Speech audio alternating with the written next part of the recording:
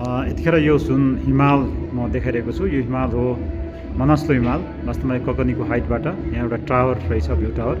View टावरबाट म यो दृश्य कैद गरेँ। अत्यन्तै राम्रो ठाउँ छ यो, यतापट्टि मनस्लो हिमाल।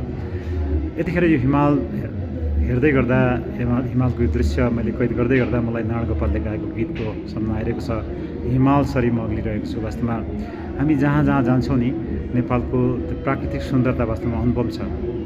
हामीले अनुभूत मात्रै गर्न सक्छौँ त्यो सुन्दरतालाई। यति धेरै हिमाल, पहाड, तराईको एउटा सम्मिश्रण भएको हाम्रो देश, वास्तवमा हामी जहाँ भाग्यमानी नेपाली नागरिक पनि हौँ। यतिखेर यतापट्टिको यो दृश्य मैले कैद गरेँ। यो चाहिँ गणेश हिमाल है, यतापट्टि यो चाहिँ मनस्लो हिमाल पर्दो रहेछ। आज यहाँको यो दृश्य अत्यन्तै राम्रो पनि छ। मजाको घाम लागेको छ। तल्लोपट्टिको बस्ती यस्तो राम्रो दृश्य छ।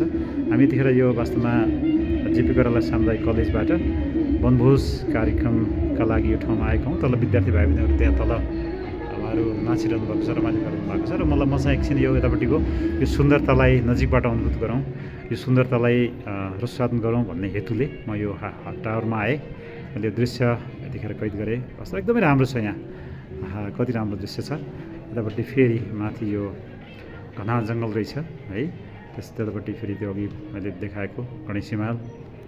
एकदमै राम्रो दृश्य।